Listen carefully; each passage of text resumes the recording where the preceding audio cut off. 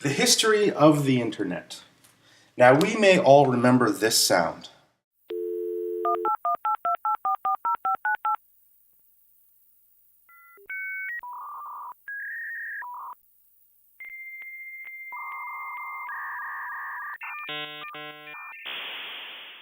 But how many of us know where the internet came from, or who created it? The theory or thought of the internet was first thought of by psychologist J.C.R. Licklider, who was a professor at MIT in the 1950s. His vision was that computers would allow people to communicate better with each other, and that all computers would be able to connect together so that they might be more useful in the sharing of information. Before and during the 1950s, computers were portrayed as science fiction, alongside space invasions, ray guns, and flying saucers. All this equipment? Our nuclear storage units.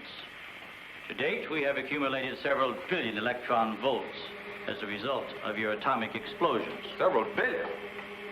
A chain reaction at this point could release enough unstable isotopes to create a new and powerful element. Might be impossible to control. True. We have been putting our plan to work for some time. At the proper moment, the invasion will be launched from our platforms, which are being readied in space.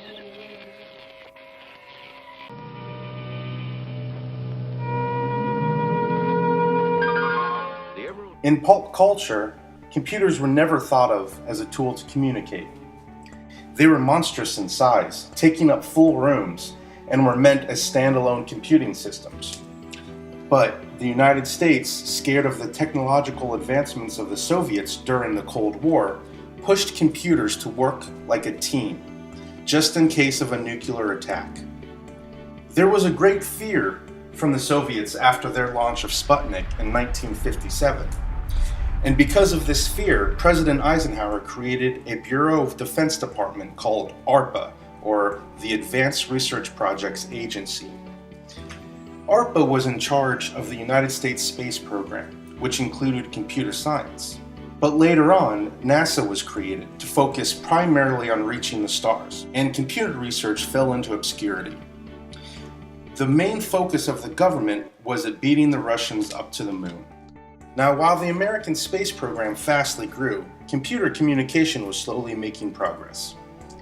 At MIT, a grad student named Leonard Kleinrock started applying queuing theory to data transmission. Queuing theory has a simple structure where information arrives at a destination, hangs out a while, and then leaves to go to another destination. Kleinrock showed how packets of data would queue, or basically line up, at nodes of a communication network as they pass through.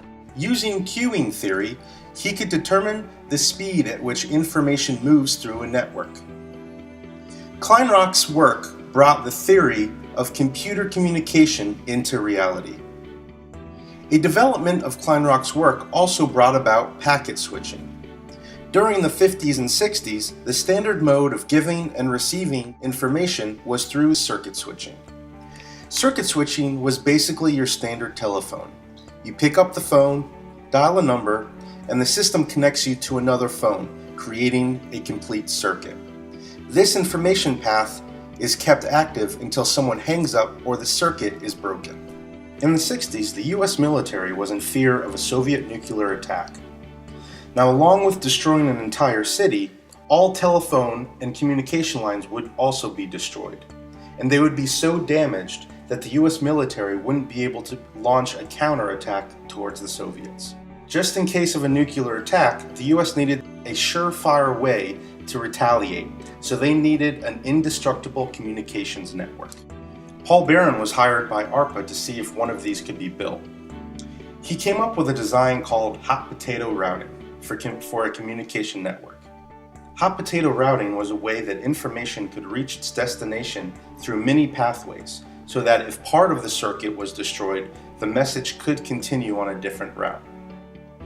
To send this information, though, Buron had to chop up the information into small pieces called packets. Thus, hot potato routing became packet switching. So the way packet switching works is that you have a big file. And able to send your file, it needs to be broken up into small pieces called packets. These packets have additional information on where they're going, where they're coming from, and where they are in relation to the original file that you're sending. Within these packets of information, they know where they're going to end up, but the system may send each packet on different paths. Your computer puts them back in the correct order that they were sent in, and you have reassembled your file ready for viewing, reading, listening, or watching. This packet switching design for a network gets its message through better than telephones, as long as some part of the network functions. The telephone system, on the other hand, relies solely on a direct circuit, and if that fails, the circuit is broken and information is lost. By 1962, there was a lot of research and theory on computer networks. But it wasn't until 7 years later, in 1969, when a computer scientist by the name of Bob Taylor worked at ARPA had a frustrating problem. Bob Taylor needed a separate terminal to log into each of several computers to have access across the country. No two computers could talk to each other, so Taylor had to move from terminal to terminal to work on different computers. Taylor wanted to build a computer network because he thought it was crazy to have 3 different terminals to talk to 3 different computers, instead of 1 terminal to talk to multiple computers. So Taylor asked his boss at ARPA for money to build a computer network, arguing that it could save time, money, and resources. He was given $1 million to turn the research and theory of a computer network into reality.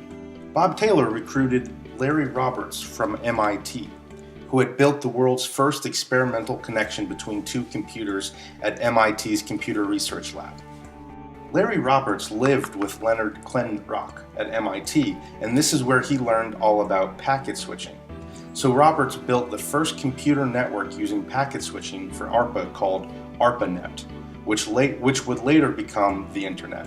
Bob Taylor's first plan was to connect 4 computers, one at UCLA in Southern California, one at Stanford in Northern California, one at University of Santa Barbara, and one at University of Utah in Utah.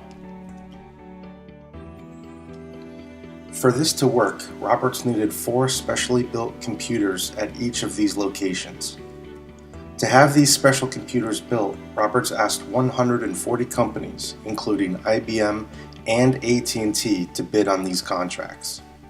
All 140 companies, including IBM and AT&T, told Roberts that his idea and project would never work, and there was no need for such a network.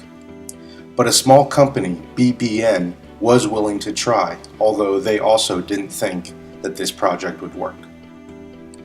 After a 9-month wait for the computers to be built, they were all delivered to each of the universities, and at the end of 1969, all 4 computers were connected and working.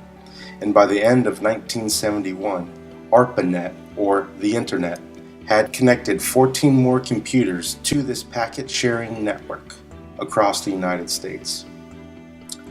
During 1971, an engineer working for BBN who had helped develop the TNEX operating system for the computers was working on a file transfer program that would work through ARPANET. George Stibitz had been writing this new file sharing application on his own time. He took code from 2 separate computers and put those codes together so that messages could be sent to users on other computers, creating the first email. By creating email, George Stibitz gave the world the @ symbol for the very first time. As he explains, the @ symbol was simple, because when you're sending an email, you're talking about a user who is at the computer sending information. The @ symbol just made sense. And in October 1972, ARPANET turned science fiction into science fact when it demonstrated ARPANET in Washington, D.C.